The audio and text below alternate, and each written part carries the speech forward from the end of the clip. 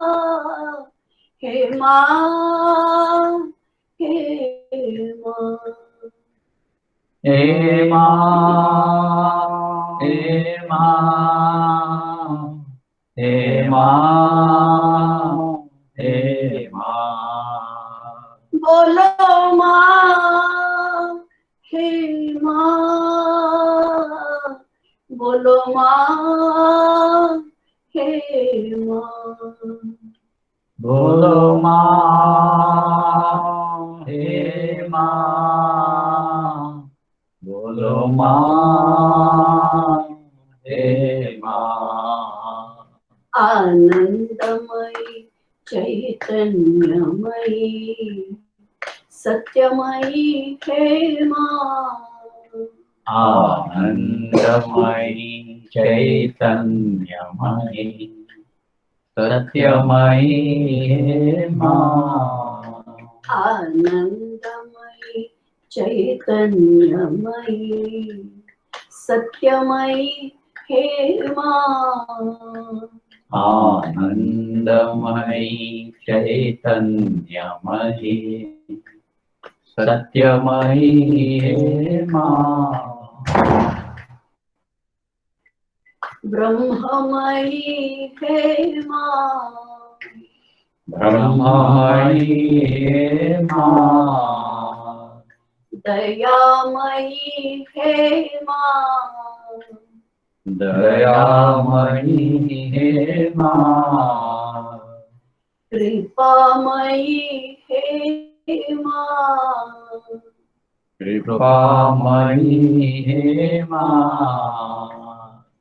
शांतिमयी हे माँ, शांतिमयी हे माँ। शांतिमयी हे माँ, शांतिमयी हे माँ। बोलो श्री श्रीमानंदमयी माँ की जय, बोलो श्री श्रीमानंदमयी माँ की जय, बोलो श्री श्रीमानंदमयी माँ की जय।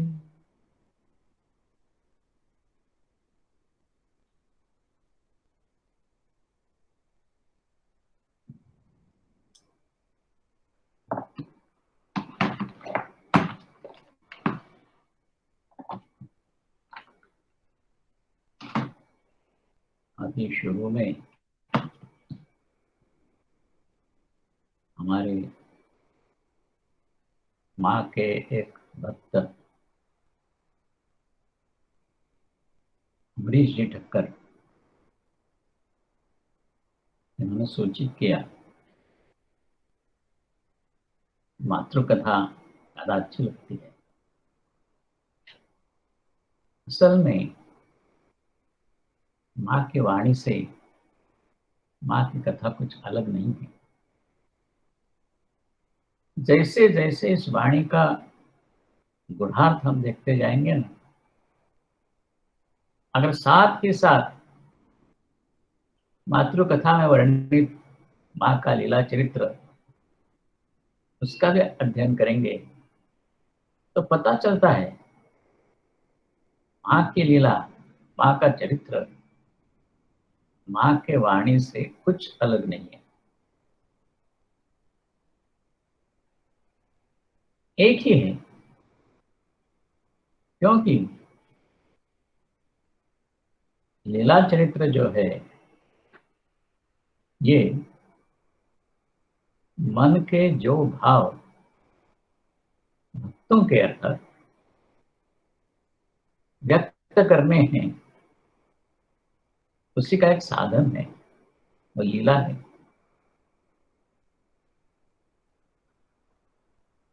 लीनम लाती इति लीला,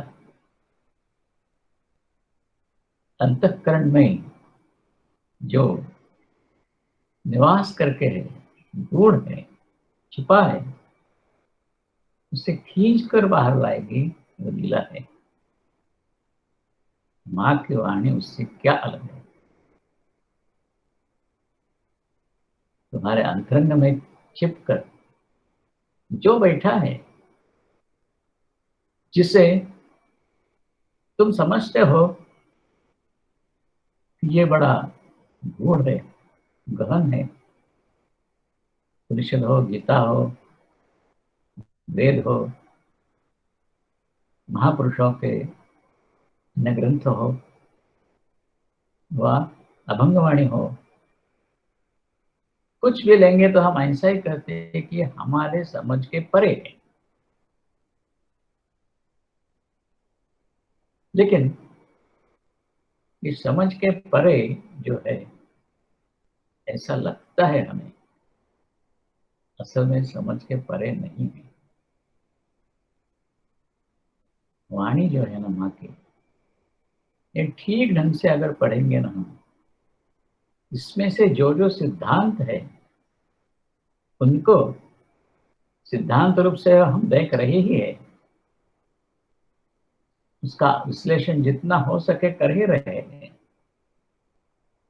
लेकिन साथ ही साथ ये अगर आप करेंगे कि माँ की लीला जो वर्णित है, लीला चरित्र में है माँ की, उसको ही गौर से पढ़ेंगे, ध्यान में आएगा ये कुछ भिन्न नहीं है। असल में माँ एक ऐसी विभूति है, वो स्वयं कहती थी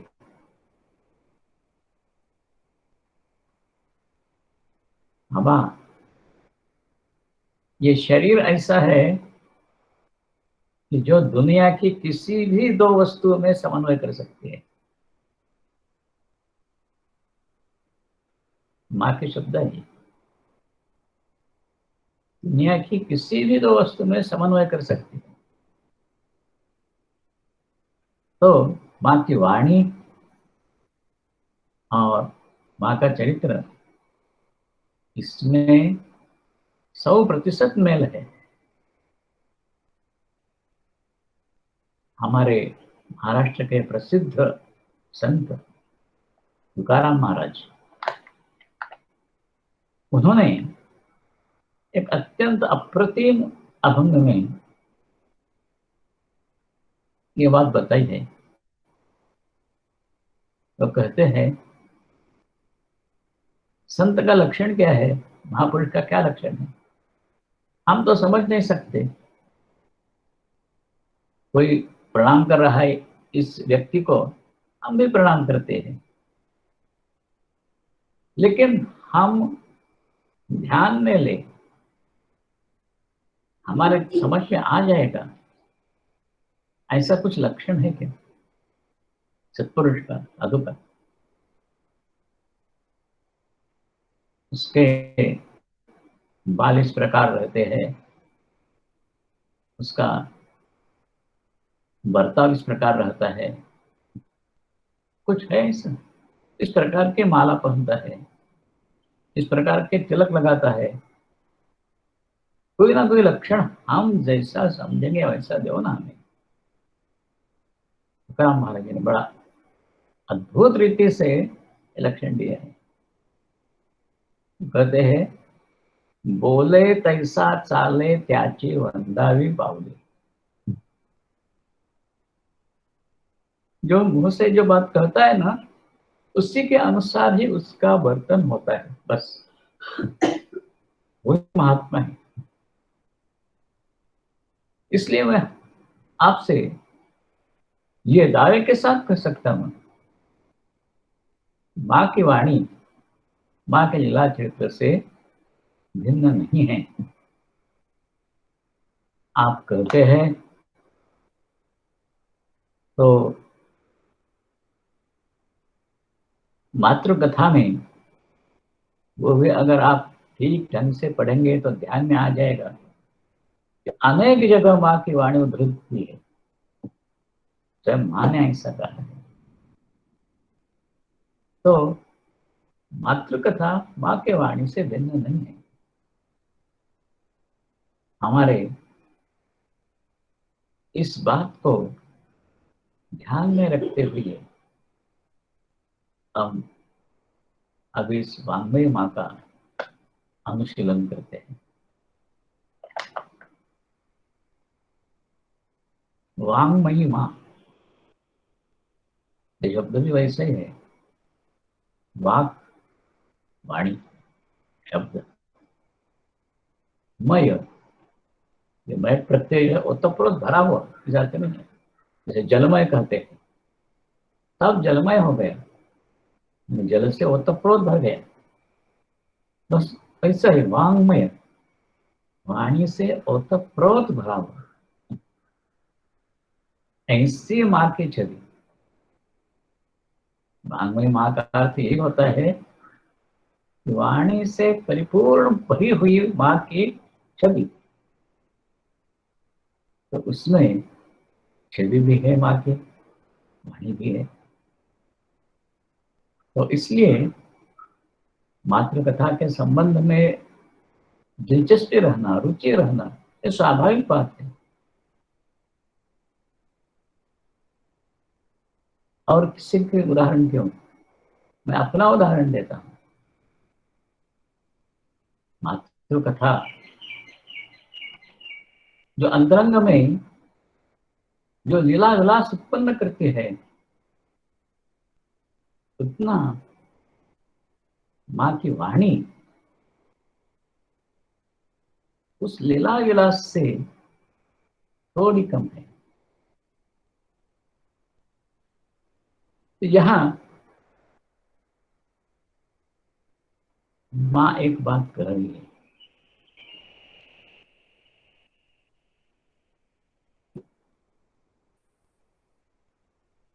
हम हमेशा इस बात को मन में दोहराते रहते हैं कि माँ अब शरीर में नहीं है, शरीर में नहीं है, तो हम कैसे दिन यापन करेंगे। इसका एक पूर्ण उत्तर माँ ने दिया है।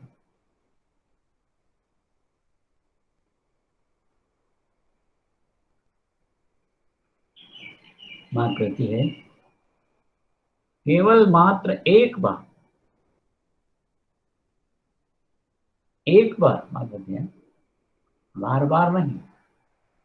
यानी इसका सहस्र जप करने के बाद, 1,00,000 जप करने के बाद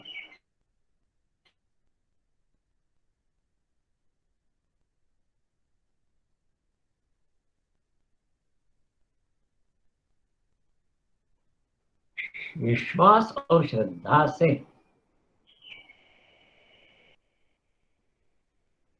विश्वास, हम विश्वास किसे करते हैं। एक आधा आदमी और कोई एक साधु है, तो कोई देवता है, वो कहते साधक के ऊपर उसका विश्वास है, इस देवता ने उसका विश्वास है। तो विश्वास क्या है, ये कौन सी भावना है, राग की है, लोभ की है, शोक की है, कौन सी भावना है ये। किसी भी प्रकार की भावना का यहाँ संबंध नहीं है, किसी भी प्रकार के युक्तिवाद का इसके संबंध नहीं है। विश्वास, विश्वास, विश्वास किसे करते हैं।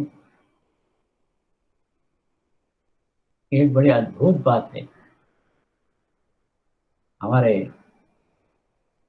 संस्कृत में जो जो शब्द है ना, वो ऐसे अजीब ढंग से उत्पन्न किए हैं। विश्वास, विगत श्वास, जो उपसर्ग है, श्वास,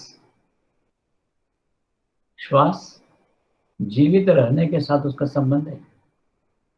जब तक श्वास शुरू है तब तक आदमी जीवित है। विगत श्वास, जहां आदमी के बुद्धि की सब कुछ दौड़ खत्म हो गई है, निश्चेष्ट हो गई है, वे विश्वास, विगत श्वास है। उस विश्वास के साथ बस कौन है ये माँ, उसका कथन हम क्यों मानेंगे, क्या क्या चमत्कार किए है उसने, जो जो वचन अथवा कथन है उसमें अर्थ संगति है या नहीं, प्राचीन ग्रंथों के साथ इसका मेलाप है या नहीं, कोई भी चेष्टा नहीं, सब कुछ संपूर्ण विगत श्वास, इसे विश्वास है। इस विश्वास के साथ और श्रद्धा के, विश्वास और श्रद्धा से माँ की वाणी जब हम पढ़ते हैं ना, तो बात ध्यान में रखना, एक एक शब्द की तरफ ध्यान देते देते पढ़नी चाहिए, क्योंकि ये शब्द शब्द नहीं है। हमारे एक मित्र थे, उनका उल्लेख मैंने पूरा में किया है, दत्ताबा नाम के। जब हम शुरू शुरू में नंदा जी के यहाँ माँ आई है और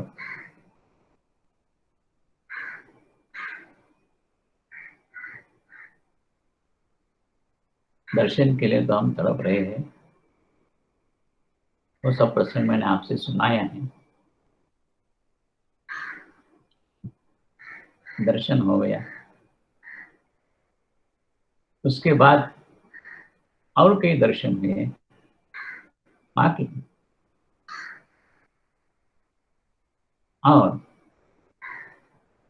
उसमें हर बार नहीं लेकिन कई बार माँ से कुछ बात करने का मौका भी मिला। ऐसा प्राइवेट में नहीं, ऐसे ही प्रणाम करते तब कुछ बातें माँ से होगी।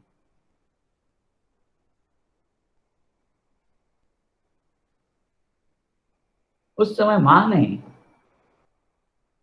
हम जो नित्य उपासना करते थे, साधना करते थे, उसके संबंध में बिना बताए एक शब्द सिर्फ कहा। माँ ने कहा, जो कुछ करते हो करते रहो, लेकिन ध्यान में रखना बिना हिल के करना।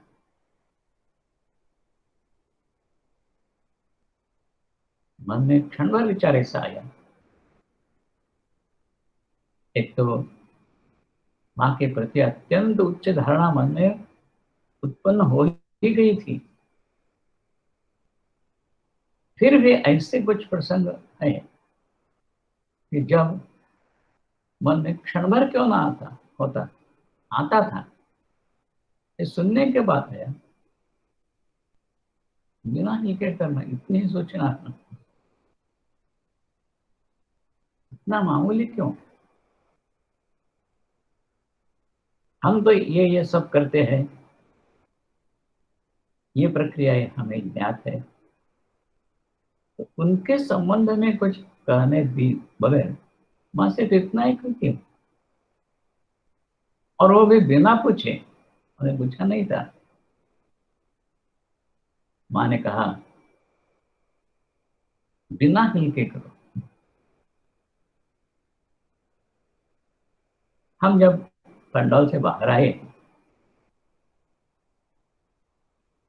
तब दत्तावाल मित्र, बाद में कुछ न हुआ क्यों न हो, उस समय तो एक उच्च अवस्था का योगी था,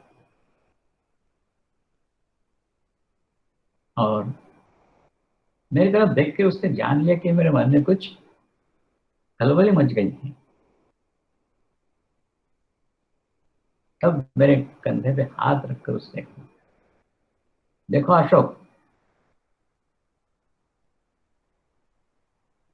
हमेशा अंग्रेजी में बात करने की उसको आदत थी। कहता है, देखो Ashok,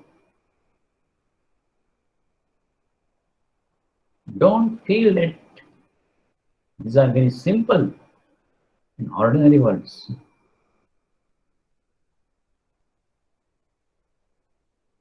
Her words are direct from divine.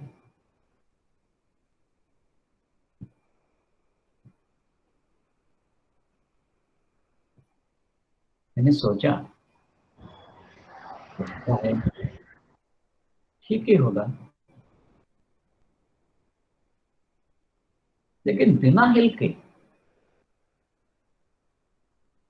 हम तो ऐसे कुछ हिल के क्यों आए करके, जैसे किसी के आवेश आता है किसी के अंदर में, उसी के ऊपर इधर उधर घूम के कुछ करते हैं, ऐसे नहीं। माँ की पूजा करते हैं और बाद में ध्यानस्थ होकर जीवोपाधि जो कुछ करना है करते हैं, बिना हिल के क्यों कहा।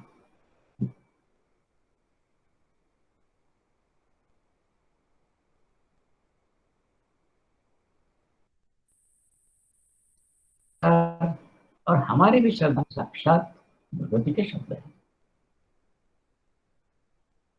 ये निश्चित किया, और अब मैं अनेकों को भी ये सलाह दे सकता हूँ।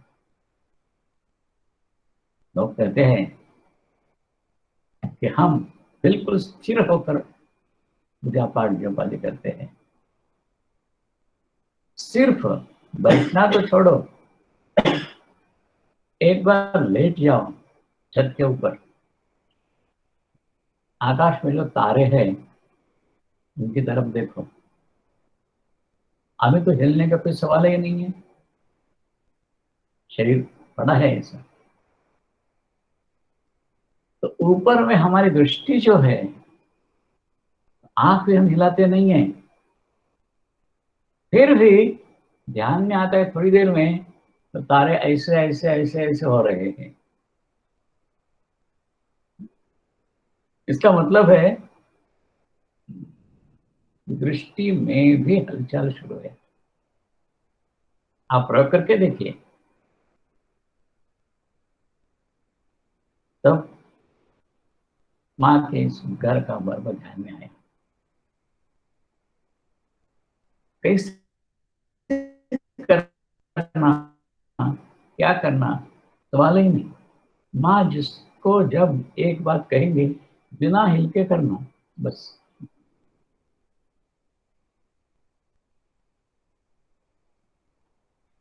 क्या हिलता था, कैसे हिलता था, वो नहीं हिलाना माने क्या करना, सब बातें अपने आप होगी। तो ये जो है माँ कहती है कि विश्वास, विगत श्वास, जिस प्रकार मुर्दा ऐसा ही पड़ा रहता है, श्वास नहीं चलता है उसका, उसी प्रकार माँ के प्रति, भगवान के प्रति तुम्हारे अंतरंग की वृत्ति, उसे किसी भी तरह का इधर या उधर जाना नहीं देना है। सिर्फ भगवान यही सत्य है, बस। कहते हैं वही सत्य है, माँ कहते वही सत्य है, इसके ऊपर विचार करना, विमर्श करना कुछ नहीं। विश्वास तो केवल एकमात्र विश्वास और श्रद्धा से दूसरी बात की जोड़ माया देती है श्रद्धा। श्रद्धा क्या है? श्रद्धा कहने से ही मन में लोगों के संदेह आता है, इससे अंधश्रद्धा हम नहीं चाहते। हम पूरा विचार करेंगे, परख के लेंगे हर एक चीज,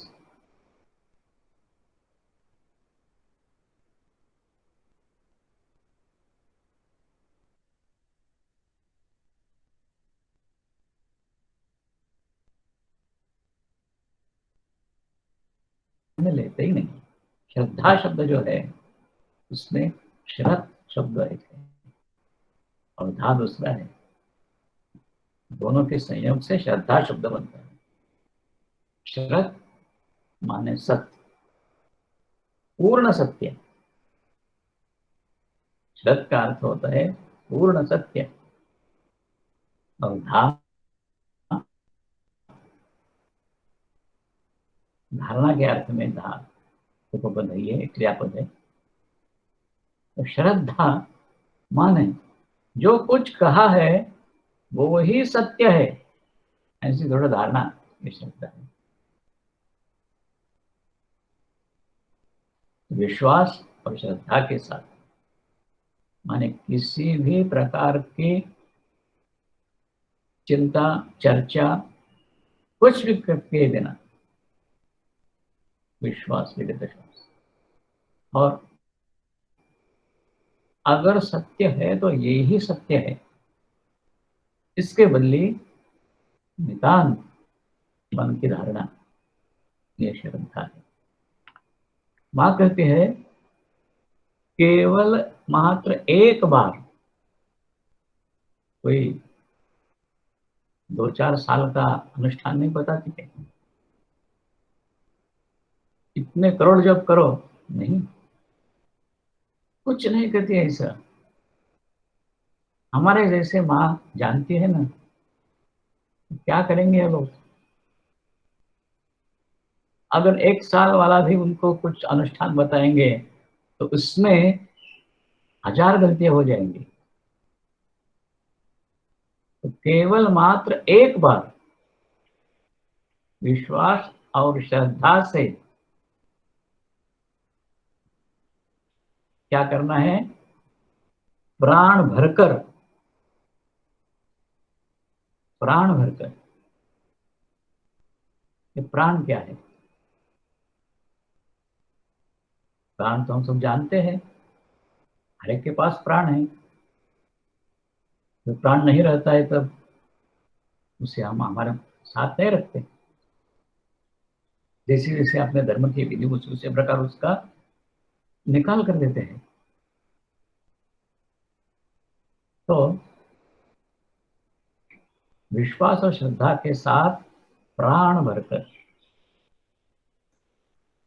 मन में विचार आता है, प्राण हुए बिना शरीर में कोई क्रिया हो ही नहीं सकती। ना प्रार्थना हो सकती है, शरीर की हालचाल तो छोड़ दो, लेकिन मन ही मन प्रार्थना करनी है तो भी प्राण रहना ही चाहिए। तो प्राण भरकर क्यों कहा है?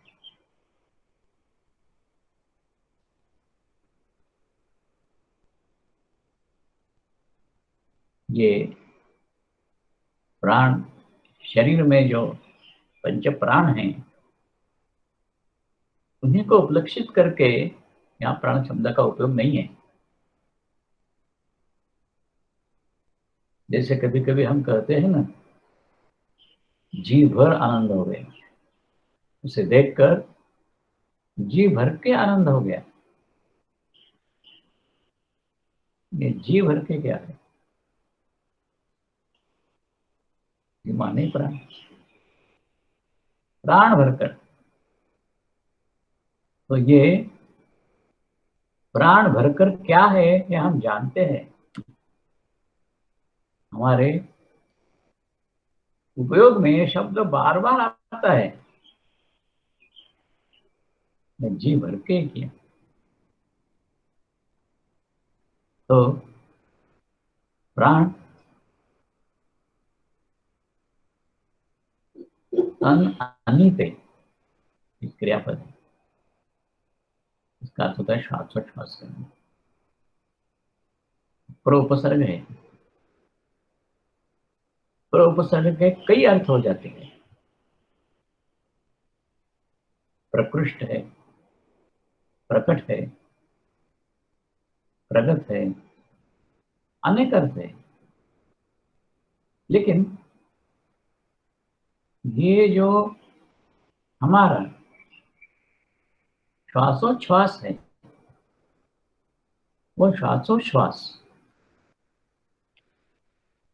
उसे प्राण भरकर माने अनिते और उसको खींचना है। तो प्रकृष्ट अर्थ से हम यहाँ जाएंगे तो पूरी तरह से हमारा जो श्वास है, एक बात हम आप लोग जरूर समझ सकेंगे। जब जोर लगाकर कोई वस्तु खींचनी है ना, श्वास रोक देते हैं हम, श्वास रोक कर ही खींचते हैं। तब अपना चित्त विश्वास से और श्रद्धा से होता तो हम देखा, श्रद्धा से प्राण भरकर यानी अपना श्वास पूरी तरह से थम कर, मृत होना इससे इसका अर्थ नहीं है। इसका अर्थ है सब प्रकार का स्पंदन रोककर, स्पंदन रोककर जो कह सकेगा, कुछ मंत्र बोलने को नहीं कह रही है, कोई शास्त्र पढ़ने को नहीं कह रही है, कोई विधि विधान नहीं बतला रही है। जो मात्र एक बार विश्वास और श्रद्धा से प्राण भरकर, ये विशेषण ध्यान में रखते हैं, ये सही कह सकेगा एक बार ही ना, मां आप आओ, काफी है, सिर्फ एक पुकार काफी है। कुछ तो जो अनुष्ठान, उपवास, व्रत, किसी की जरूरत नहीं है। वो सब जो है ना, ये अंतरंग में ये उत्पन्न करने के सहायक है। जप होगा, नाम जप होगा, उपवास होगा, तपस्या होगी, सब प्रकार का ये जो साधन है, साधन सिर्फ ये पुकार अपने अंतरंग में उत्पन्न हो जाए इसके लिए। जो काम होता है ना, इस पुकार से ही होता है। हाँ, आपके बिना मेरे दिन नहीं कटते, तब सचमुच ही मां अपने स्वरूप में उसे दर्शन देगी। कितने महत्वपूर्ण शब्द है। मां दौड़ के आके उसको दर्शन देगी नहीं, तो अपने स्वरूप में दर्शन देगी।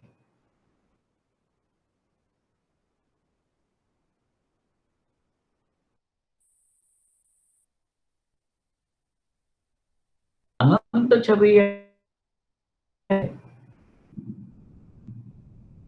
मां का स्वरूप। तो स्वयं मां ने बताया, पूर्ण ब्रह्म नारायण, मां का स्वरूप यही है। तो अपने स्वरूप में उसे दर्शन देगी।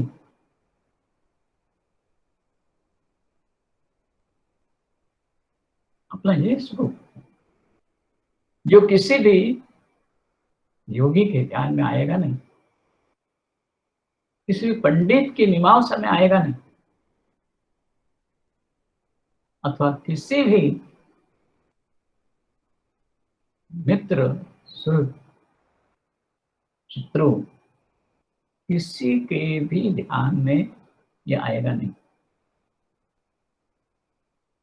मां का स्वरूप यही समझेगा जो हम फोटोग्राफ्स में देखते हैं। तो तब सचमुच ये मां अपने स्वरूप में उसे दर्शन देगी, उसको दर्शन देगी जरूर, यानी द्वैत प्रांत में स्वयं उतर आएगी। पूर्ण ब्रह्म नारायण अपनी अद्वैत स्थिति में ये मुंह से निकला और उस स्वरूप में दर्शन देने के लिए, अब दर्शन में जो क्रिया है ये द्वैत प्रांत की है, तो इसलिए उस स्थान से दौड़ के आ जाएगी, अपना स्थान छोड़कर आएगी और करेगी क्या? अपनी स्नेहमयी गोद में उसे उठा लेगी।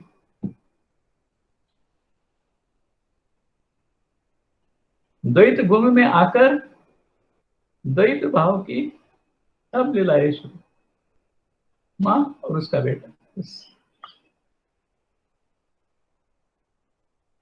देखो इसमें कौन सी बाकी रखी है माँ ने, कौन सी कठिन गोष्ट रखी है, कितने दिन का अनुष्ठान बताया है? नहीं, एक बार पूर्ण विश्वास और श्रद्धा से प्राण भरकर जो कह सकेगा माँ आप आओ, आपके बिना मेरे दिन दिखते नहीं हैं, स्वयं दौड़ के आएगी, अपने स्वरूप में दर्शन देगी, द्वैत भावपन्न हो जाएगी, इसी को अपने गोदी में लेगी, लाड प्यार करते रहेंगे।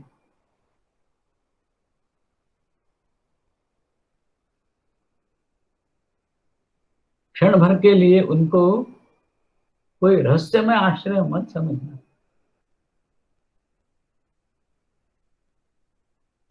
इसे समझो गर्मी के दिन है, पवन आ गया, हवा आ गई, वायु के साथ साथ एकदम शांति का अनुभव करते हैं। यहाँ कहा है अच्छा, बड़ा अच्छा हुआ, हवा आ रही है, ठंडा लग रहा है, अब ये सब गर्मी खत्म हो जाएगी, हम शीतलता अनुभव करेंगे। इसीलिए माँ कहती है क्षण भर के लिए उनको कोई रहस्यमय आश्रय मत समझना। माँ के प्रति मन में जबरदस्त विश्वास में उत्पन्न हो गया, उनका वियोग सह नहीं जाता है, ऐसी व्याकुलता आ गई और उसी से पुकारा माँ को। माँ आई और उसे चिचकार कर पुचकार कर अपने गोदी में ले लिया। मन में आ सकता है इससे अद्भुत बात है, ये कैसा अद्भुत प्रेम है माँ का, कैसी है, कौन है, कुछ भी क्यों ना हो, ये कुछ भी क्यों ना हो, मन ही मन इस बात का ही विचार जो रहेगा,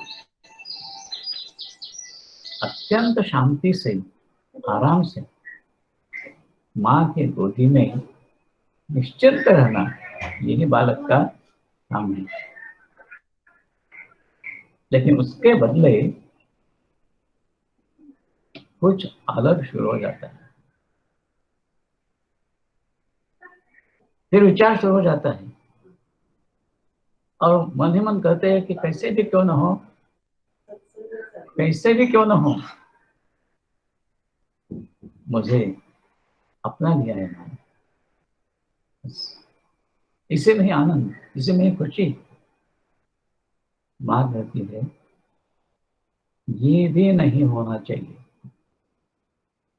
माँ ने आपको गोदे में उठा लिया, सब प्रकार के संताप, ताप, दुख सबका विमोड़ हो गया, आनंद से भर गए तुम और सोच रहे हैं कि कैसे क्यों न जाने, हम जानते नहीं हैं, कैसी माँ अद्भुत है। ऐसा एक एक क्षण में सब त्रिताप नष्ट कर दिए।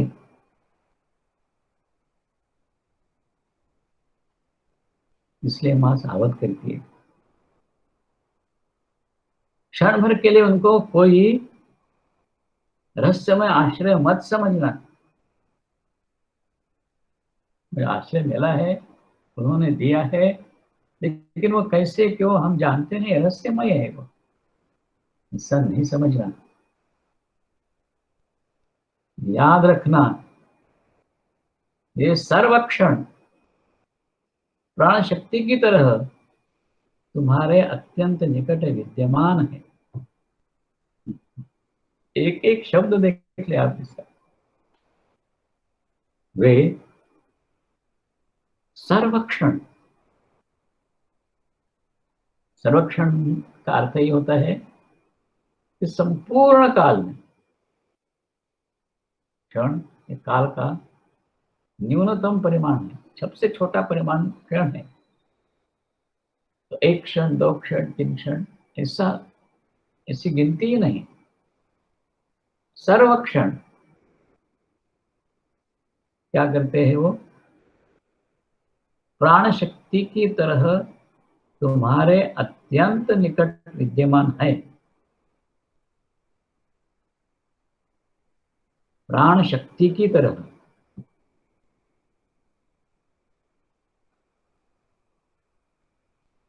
ये भी कितना अद्भुत शब्द है। वो तुम्हें अपने निकट रखती है। कैसे? प्राण शक्ति की तरह।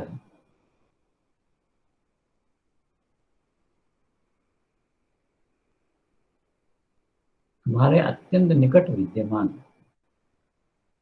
अत्यंत निकट। हमारे सबसे निकट क्या है? प्राण शक्ति। हमारे नस नस में, अणुरेणु में प्राण शक्ति का ही स्पंदन है। किसी जगह से प्राण शक्ति का स्पंदन चला जाएगा तो पैरालिसिस हो जाएगा। इसलिए यहाँ जो दृष्टांत दिया है, प्राण शक्ति की तरह तुम्हारे अत्यंत निकट विद्यमान है।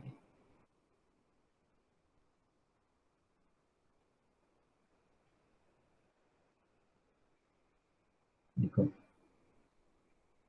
इसका अर्थ एक ही है। पूरे विश्वास और श्रद्धा के साथ अपने को पूरा समर्पित करके सिर्फ पुकारो मां को व्याकुलता से, और कुछ नहीं चाहिए। बुलाओ कि बाद में वो ताकि अपने को गोदी में लेगी। वही चिर शांति का स्थान है। इससे छोड़कर दुनिया में ऐसा कोई भी स्थान नहीं है जहां असली शांति मिल जाएगी, सुख शांति समाधान। संपूर्ण जीवन हर एक व्यक्ति का, मनुष्य का, प्राणी का, किसी कीट का न क्यों न हो, इसके लिए ही है सुख शांति और समाधान। और ये कर रहे यहां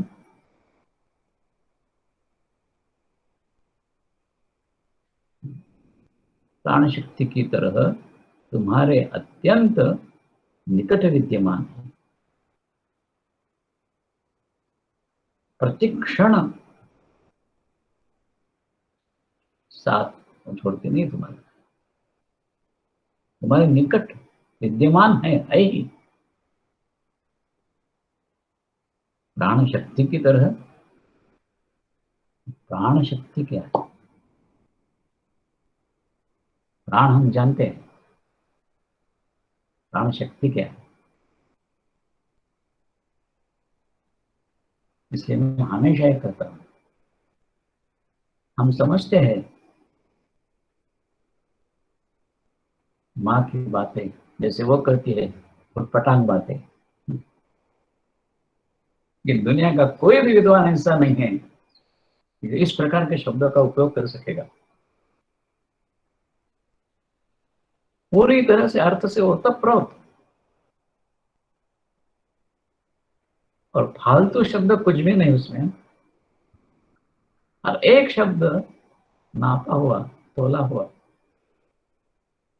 तो कहती है प्राण शक्ति के समान, तुम्हारे अत्यंत निकट विद्यमान। प्राण शक्ति क्या है? प्राण और शक्ति। प्राण की शक्ति इस प्रकार षष्ठी तत्पुरुष समास अगर करने जाएंगे ना हम,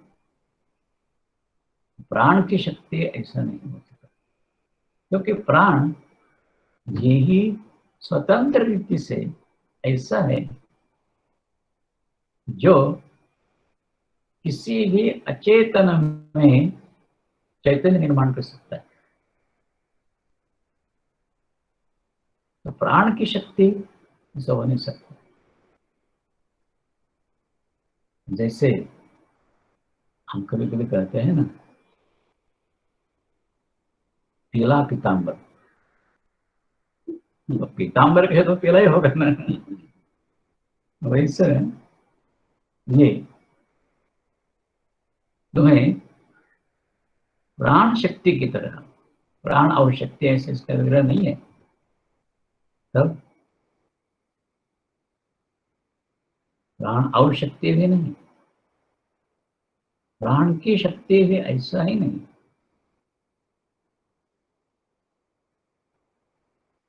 प्रतिक्षण, हर एक क्षण हम उसको नाप रहे हैं।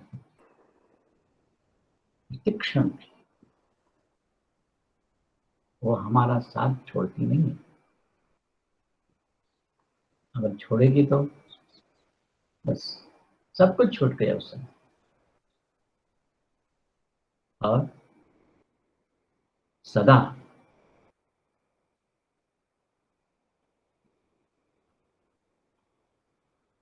सदा देखो, सदा शब्द प्रयोग जो है हम समझेंगे सदा, सदैव तुम्हारा साथ करती है। सदा का उतना ही अर्थ सीमित नहीं है। सदा जहां कालतः खंड नहीं है वो सदा है। इस क्षण में है, उस क्षण में नहीं है, ऐसा कालतः खंड अगर होगा तो सदा नहीं होगा। इस दृष्टि से विचार करेंगे तो माँ का जो सदा शब्द है ना, इसका अर्थ होता है विश्व की उत्पत्ति से लेकर प्रलय तक सदा। शरीर का ध्यान है तुम्हारी तरफ,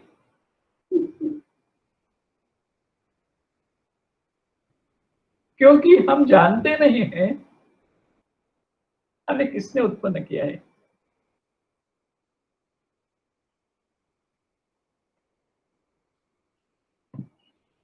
लेकिन वो जानती है ना, ये मेरी ही संतान है। इसलिए विश्व की उत्पत्ति से लेकर महाप्रलय तक सदा ध्यान है तुम्हारी तरफ।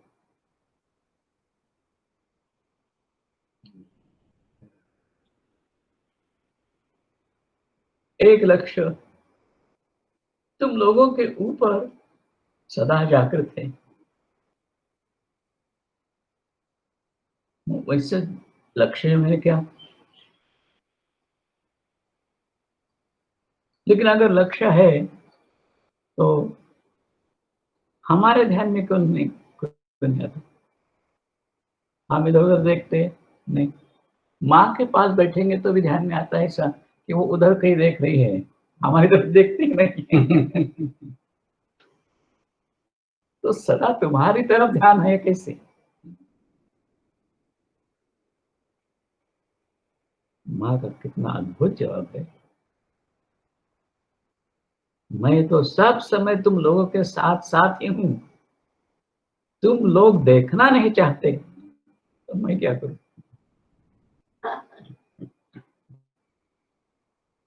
तुम्हारे मन में अगर सच्ची अभिलाषा उत्पन्न हो जाए कि माँ की दृष्टि का अनुभव करेंगे, हम जरूर कर सकते हैं। आगे माँ इसका जवाब और देती है, तो कहती है जान लो, यानी तुम्हारे साथ साथ ही शरीर प्रतिक्षण है, तो जान लो तुम लोग क्या करते हो क्या नहीं करते हो, पास हो या दूर, जिस किसी समय एक लक्ष्य तुम लोगों के ऊपर सदा जागृत है।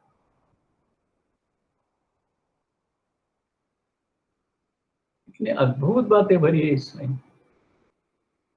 सदा तो हमने देखा है विश्व की उत्पत्ति से लेकर प्रलय तक, और क्या करती है उस समय। हम जो कहते हैं ना कि सदा हमारी तरफ दृष्टि है, तो हमारे ध्यान में नहीं आता है। हम देखते हैं कि माँ इधर देख रहे उधर देख रही है, हमारी तरफ देखते ही नहीं है। इसका जवाब है हमारी तरफ दृष्टि है, माने क्या है, तुम लोग क्या करते हो क्या नहीं करते हो, पास हो या दूर, जिस किसी समय एक लक्ष्य तुम लोगों के ऊपर सदा जागृत है।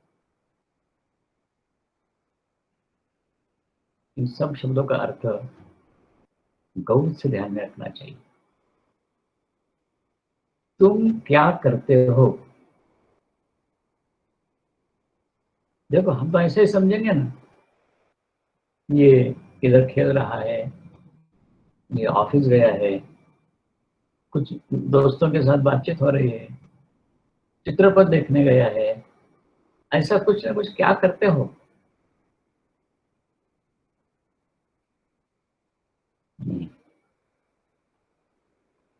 ना का मतलब उसी से नहीं है, हम क्या करते हैं क्या नहीं करते हैं, इसके लिए कौन कौन सी बातें इन्होंने निकष के रूप में रखी है, और कुछ नहीं देखेंगे। कितना पैसा कमाते हो, नहीं, कैसा व्यापार चल रहा है तुम्हारा, नहीं, एक ही सनातन धर्मानुकूल, सनातन धर्म से अनुकूल प्रतिक्षण तुम्हारा जीवन यापन हो रहा है, चलिया है, प्रतिक्षण जा रहा है। वहां हमेशा कहते थे ना, काल की गति रुकती नहीं है, प्रतिक्षण काल जा ही रहा है। तुम अपने को लंबी आयु मानते हो, इसलिए उसका एहसास नहीं होता है, लेकिन माँ को इसका एहसास जरूर है। इस बच्चे को कितनी आयु दी है मैंने, उसमें से उसने क्या करना चाहिए, वो कर रहा है या नहीं देखती। क्या करते हो क्या नहीं,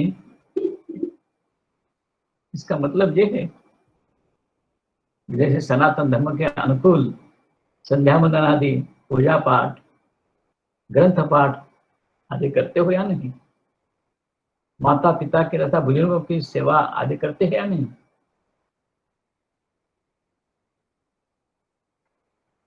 आदि आदि बहुत सी बातें हैं जो शास्त्रार्थ में है। सत्यम मोद, धर्मचर, स्वाध्याय मातृवद, मातृदेवो भव, पितृदेवो भव, आचार्य देवो भव, अतिथि देवो भव। क्या हो रहा है इससे के अनुसार, क्या करते हो तुम, देख रही है।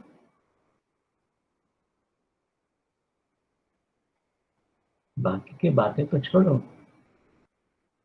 लेकिन मृदु, मधुर और मितभाषी आई या नहीं, मृदु भाषा में बोलता है आदमी, बस। उसमें क्या जाता है, देखो ना, किसी के साथ बात करना है तो प्यार से कर सकते हैं ना, उसमें मेरा अहंकार आनंद है। मैं इतना बड़ा हूं, इसके साथ बात करने की सुविधा इसके लायक के नहीं है, योग्यता नहीं है, बात कर रहा हूं यही उसके ऊपर मेरा उपकार है। ये समझ कर ही कठोर वाणी और मधुर वाणी, मितभाषी, इसके वार्तालाप तो चाहिए। जो दीन दुखी है, विशिष्ट परिस्थिति से पीड़ित है, उनके साथ दयार्द दृष्टि से वार्तालाप नहीं, उसके बदले मनमानी उन्मुक्त वर्तन कर रहा है।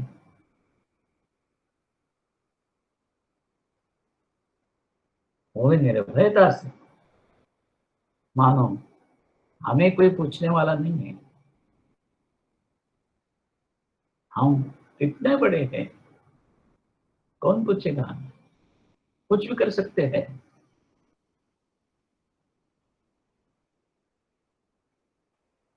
श्रीमद् भागवत में सब बातें इतने अद्भुत रीति से वर्णन किए हैं। जिन लोगों ने भागवत कथा सुनी है, पढ़ी है, उनके ध्यान में आ जाएगा ये सब बातें भागवत में आई है। इतना ही नहीं, निर्भयता से पापाचरण शुरू है। पापाचरण निर्भयता से शुरू है, ऐसा नहीं ये कैसे करूंगा मैं, चोरी चुपके नहीं, खुले आम, खुले आम सब मिलकर बैठ जाएंगे और एक एक बोतल खोल के पहले हाथ से विनोद चलेगा, बाद में अमरगल प्रलाप निकलने लगेंगे मुझसे।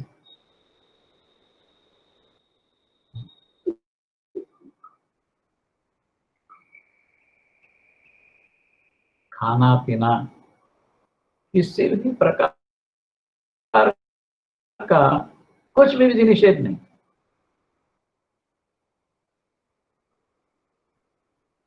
तो दीन दुखियों के ऊपर दया करना कहां से आया है।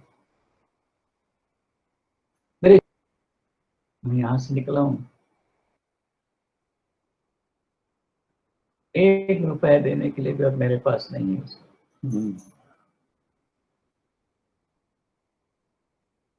सो दीन दुर्बलता के दया दृष्टि से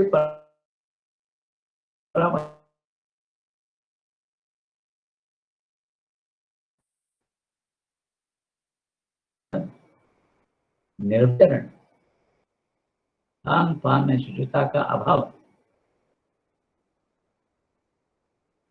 कब आएगा फिर। शास्त्र सम्मत विहित कर्मों का पालन तुम करते हो या नहीं, देख रहे हो। उनका काम दिन भर यही है, देखिए ध्यान देके क्यों बैठिए,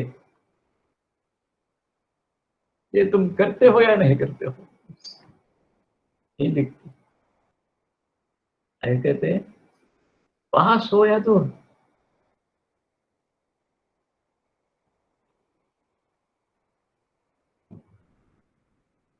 लेकिन ऐसा नहीं। माँ का आश्रम जो पुणे में है, पुणे में ही अगर आश्रम के नजदीक रहते हैं अथवा अति दूर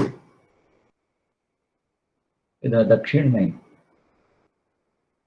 मद्रास में है, समझो दूर है, तो पास हो या दूर हो, की दृष्टि से नहीं। माँ के अंतरंग में तुमने जितना आश्रय लिया है ना, उतने पास हो। वो दूर है, तुम कितना दूर, इतना नजदीक हो। ये शरीर देख रहा है,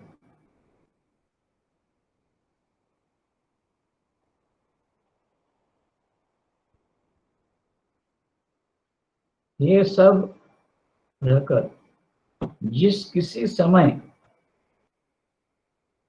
ये सब जो करते हो ना, क्या करते हो क्या नहीं करते हो, पास हो या दो दूर हो, जिस किसी समय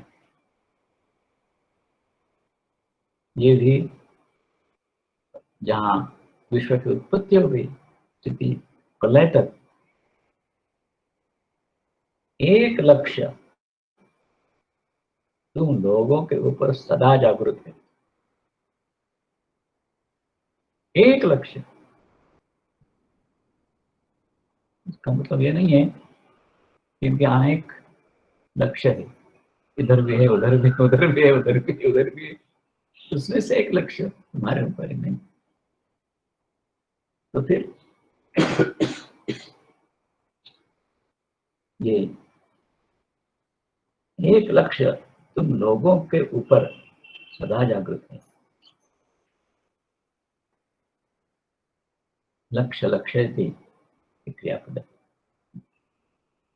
उसका अर्थ होता है देखना, और सिर्फ देखना नहीं, उसी को पूरी तरह से जानकर देखना। कोई चल रहा है और अचानक किसी पत्थर से टकरा गया, और टकरा गया, हम कहते हैं ना, कहाँ लक्ष्य है तुम्हारा,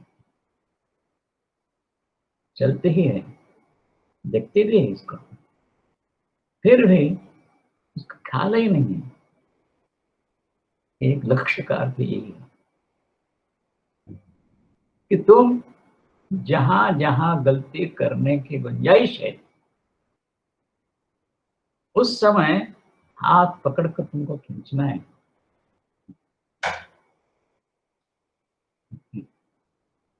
इसलिए एक लक्ष्य, तुम समझते नहीं है ये करने से क्या होने वाला है, ये करने से क्या होने वाला है, नहीं, वो जानती।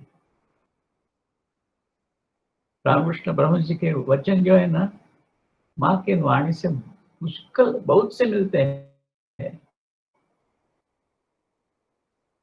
वो कहते हैं, जिसने अपना भार माँ के ऊपर छोड़ दिया, माँ उसका पाँव कभी भी गलत रास्ते जाने नहीं देती। एक ही करना है, पूरा निर्भर हो जाना, बस हाथ पकड़ लेना उसका, और कुछ नहीं। वो कभी तुम्हारा पाँव गलत रास्ते पे जाएगा या नहीं करेगी, कैसे करेगी, क्या करेगी, स्वयं आएगी या किसी के द्वारा करेगी, लेकिन एक ऐसे महान संकट से तुम्हें बचाएगी जो पाप के गर्त में बुरी तरह से फंस जाते थे, वहां से उठाकर माँ के गोदी में उठा के बिठाती है।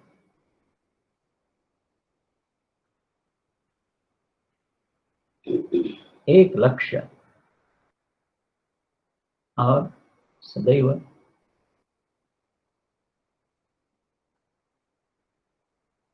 कोई कहेगा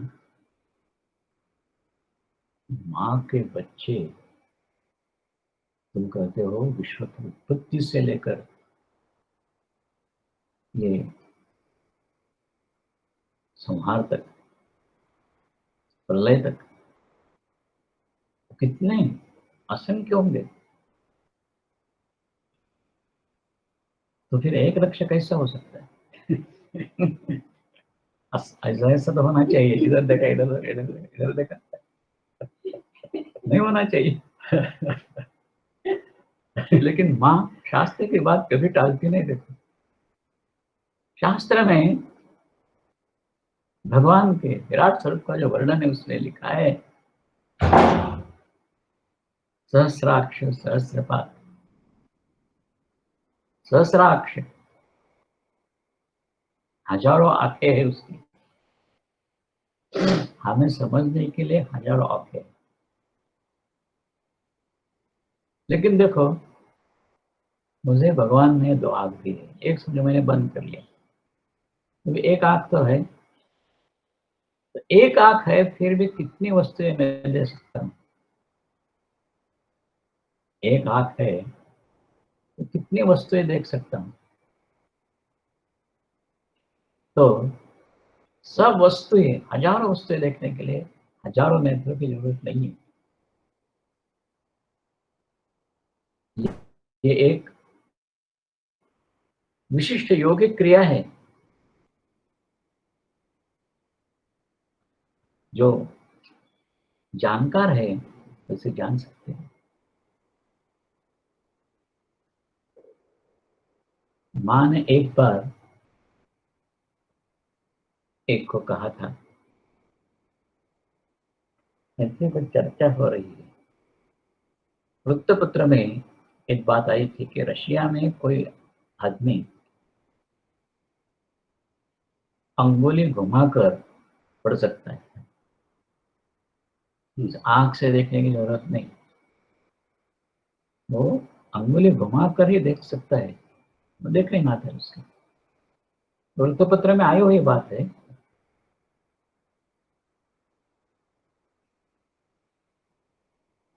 झट से माँ ने कहा था, कभी कभी माँ ऐसी विलक्षण भाव में आ जाती थी,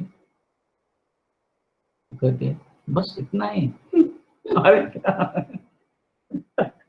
अंगुली घुमाकर देखता है, बस इतना ही। माँ कहती है किसी भी इंद्रिय से किसी भी दूसरे इंद्रिय का काम करना आता है। आंख से देख सकते हैं, कान से सुनते हैं हम, लेकिन कान से देख भी सकते हैं और आंख से सुन भी सकते हैं। किसी भी इंद्रिय से किसी भी इंद्रिय का काम करना आता है।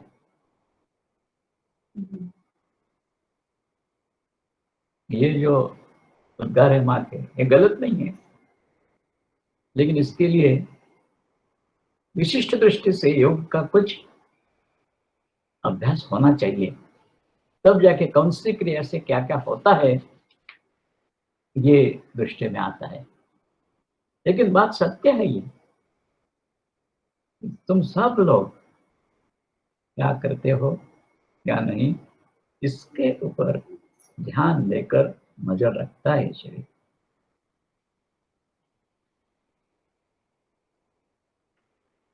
लेकिन आगे कहते हैं प्राण शक्ति की तरह इसमें और एक भाव है। प्राण शक्ति की तरह क्यों कहा, सर्वव्यापी प्राण शक्ति है ठीक, लेकिन उसी प्रकार सर्वव्यापी और भी शक्तियां हो सकती हैं। इसीलिए केनोपनिषद इसमें एक अद्भुत चर्चा ही है। आपने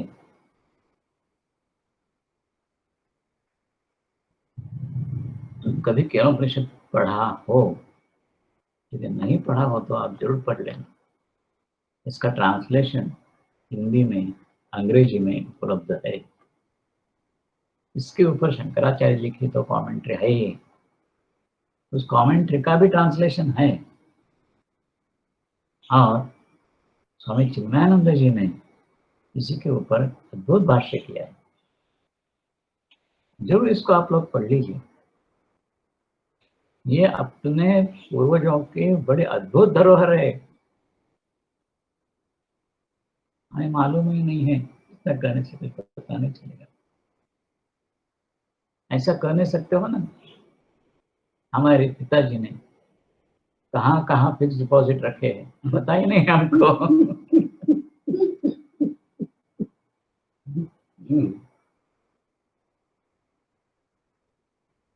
हमने कहने के पहले ही अगर ऐसा हो, जान गए तुम, पिताजी ने कुछ बताया नहीं है, कहाँ लिख नहीं रखा है, लेकिन बहुत से बैंकों में उनके फिक्स डिपॉजिट है।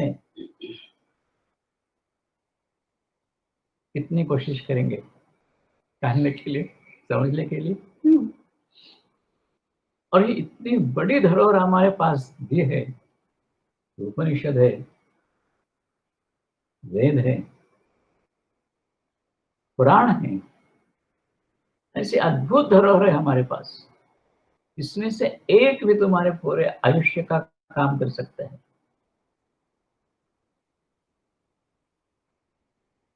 उपनिषद कहता है बाकी कुछ तो जानते नहीं हो, लेकिन अपने को, शरीर को तो जानते हो ना।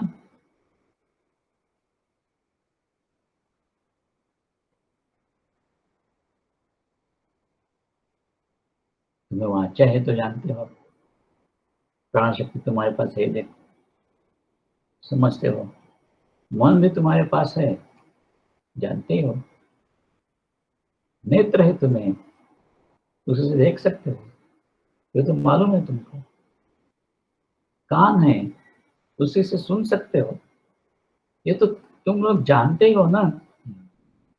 लेकिन मन में एक विचार कभी आना चाहिए तो आया नहीं था। उपनिषद में, केनोपनिषद ने वही विचार सामने रखा है। केने शितम पतति प्रेषितम मनः, केन प्राणः प्रथम परित्यक्तः, केने शितम वाच इमां वदन्ति, चक्षुश्रोत्रम को देवो युनक्ति।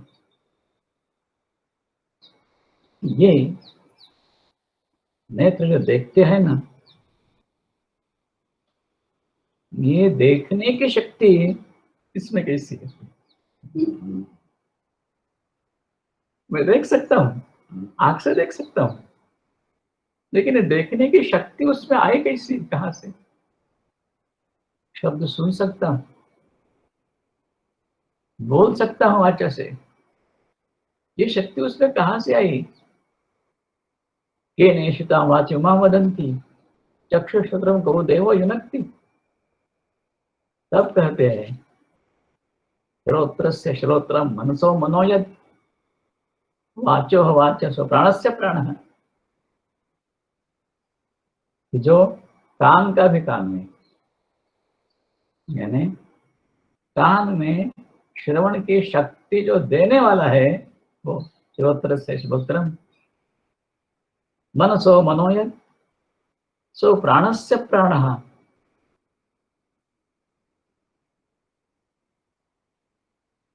हम कहते हैं ना, ये जीवित आदमी है, फिर उसके प्राण चले गए, जीवित नहीं रहा, शरीर यहाँ पड़ा है,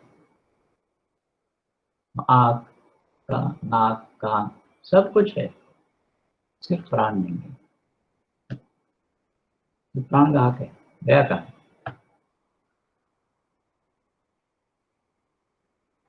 इस प्रकार का एक विलक्षण संवाद इस उपनिषद में है।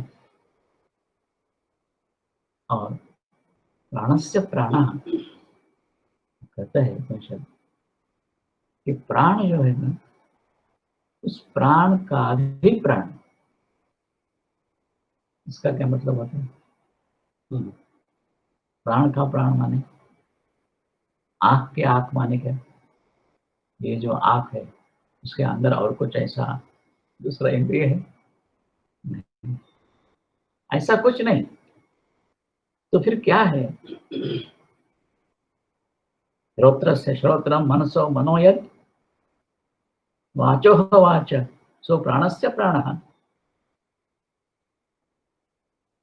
चक्षुषश्चक्षुः अतिमुच्य धीरः प्रत्यास्मा लोकान् अमृता भवन्ति।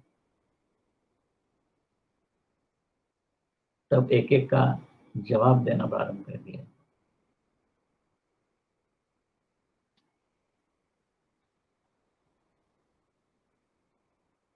ऐसा एक है, जैसे तुम्हारे पास श्रोत्र चक्षु सब है, वैसा एक ऐसा है, उसके पास भी ये सब है। लेकिन तुम और वो, इसमें कुछ फर्क है क्या? उसके पास चक्षु है, लेकिन उस आंख से कुछ देखता नहीं है, उस आंख से कुछ देखता नहीं है। उसके पास भी कान है, लेकिन कुछ सुनता नहीं उस कान से। हम कहेंगे ऐसी अनेक इंद्रियां होने से भी क्या फायदा फिर? हमारे पास एक एक है, कम से कम जीवित काल में तो हम उसका उपयोग कर सकते हैं। लेकिन इसको इतने चक्षु वाले सब होते हुए भी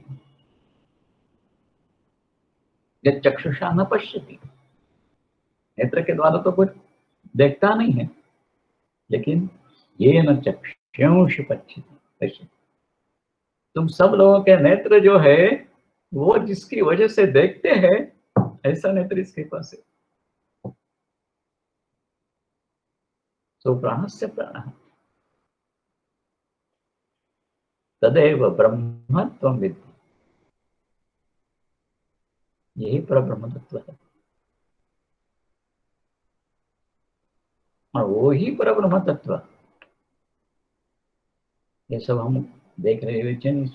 शब्द के लिए प्राण शक्ति की तरह माने शब्द प्रयोग किया, उसके विवेचन के लिए सब हम देख रहे हैं प्राण शक्ति की तरह। तो ये सब जो है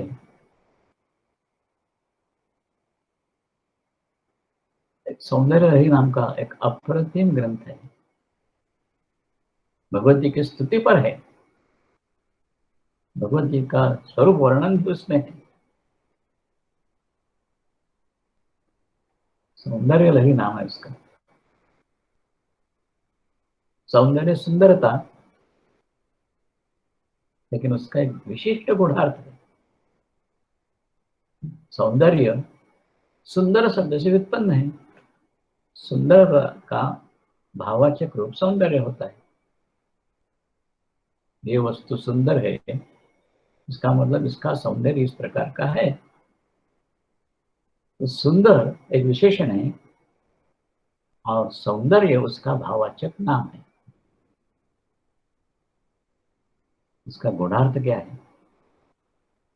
सुंदर शब्द जो है, हम अर्थ उसका जानते हैं, एक सुंदर है, अच्छा है, बुरा है। सुंदर शब्द का अर्थ जानते हैं, हमारे नेत्र को शांति देने वाला, रिझाने वाला, ऐसा जो कुछ है वो हम सुंदर कहते हैं। लेकिन सुंदर में बड़ा शब्द सु है। सु नाम परमात्मा। उन्दयति एक क्रियापद है, उसका अर्थ है भिगोना, बुरी तरह से भिगोना, अभिषिक्त करना। इसको अभिषिक्त करना है परमात्मा। सुम उन्दयति, परमात्मा को अभिषिक्त करता है। किससे? रो शब्द लेना का सुंदर, रहा इसका अर्थ है प्रेम। सुम उन्दयति रेण इति सुंदर। परमात्मा को अपने प्रेम से पूरी तरह से जो भिगाता है वो सुंदर है, और उसी का भाववाचक नाम सौंदर्य है।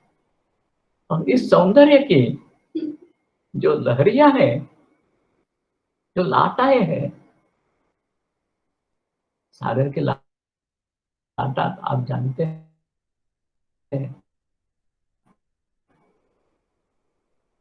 एक आती है गिरते, फिर में दूसरी आती है, कितनी है विरत हो जाती है, लेकिन फिर से आती ही रहती है।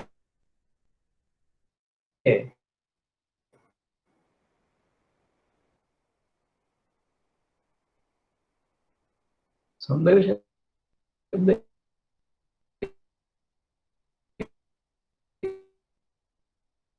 इसका ही द्योतक है कि अंतरंग में ये जो कभी भी शिव शक्त्या युक्तो यदि भवति शक्त प्रभवितुम शिव परब्रह्म तत्व जब शक्ति से युक्त होता है, शिव शक्त्या युक्त, तो यहाँ इसका अर्थ थोड़ा विशिष्ट पद्धति से ध्यान में लेना चाहिए। वेदांत में भी हम इस प्रक्रिया को देखते हैं कि जो शुद्ध ब्रह्म है, अव्याकृत है, उसमें किसी प्रकार का भी विकार नहीं है, वो उसमें जब विकार उत्पन्न हो जाता है तब उसे शबल ब्रह्म कहते हैं। अपनी ही माया से वो युक्त हो जाता है, अपनी ही शक्ति से युक्त हो जाता है। वो शक्ति है किसकी? उसकी है, ऐसा नहीं इस दूसरे की शक्ति है उसी से अपना लिया और उसी से कुछ कार्य कर लिया, नहीं। जो शक्त्या युक्त हो, शक्ति से युक्त हो जाता है, युक्त रहता है।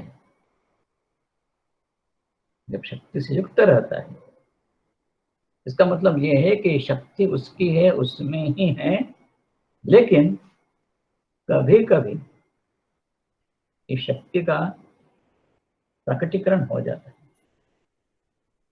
जो शक्त्या युक्त हो यदि भवति शक्तः प्रवृत्तम, ये शक्ति युक्त जब होता है, यदि भवति, अगर मैं एक हूं, अनेक बहुत बन जाऊंगा, एको हम बहुश्याम आदि संकल्प उत्पन्न जाता है मन में। तो बहुश्याम जो है, बहु होते समय पहले कम से कम दो तो होने चाहिए। तो ये शक्ति से युक्त हो जाता है, यानी अपने ही शक्ति से स्वयं शक्ति की अभिव्यक्ति कर रहा है। ऐसा नहीं है शक्ति किसी दूसरी जगह है उसे वो अपना रहा है, नहीं। वह शक्त्या युक्तो यदि भवति, ऐसा जब हो जाता है तब शक्तः प्रभवितुम, पूरे विश्व को निर्माण करने की क्षमता उसमें आ जाती है। इस दृष्टि से प्राण शक्ति जो है ना, ये जो प्राण है, इसका अर्थ तो पहले हमने देख लिया है, अभी ज्यादा समय उसमें नहीं देंगे। और जो शक्ति से युक्त होता है, यानी शक्तः प्रभवितुम, कुछ कार्य करने के लिए उसकी क्षमता उत्पन्न हो जाती है उसमें। नहीं तो न खलु कुशलः स्पंदितुम अपि, एक स्पंदन करने में भी उसमें अपना उसका सामर्थ्य नहीं। जब यह शक्ति से युक्त होता है ना, बस स्पंदन का एवढा इतना अपार विश्व उत्पन्न हो जाता है। इसी से प्राण शक्ति की तरह तुम्हारे अत्यंत निकट विद्यमान है।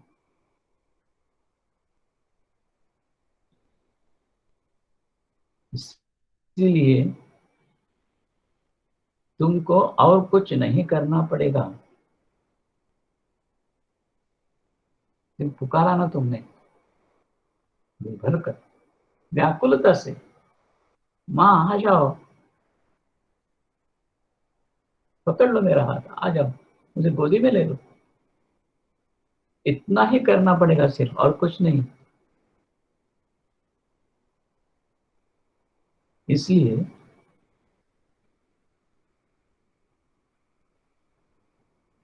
सिर्फ करो, फिर प्राण शक्ति की तरह ये शरीर सदैव ईश्वर की उत्पत्ति से प्रलय तक साथ रहेगा तुम्हारे, क्योंकि एक लक्ष्य तुम लोगों के ऊपर सदा जागृत रहता है।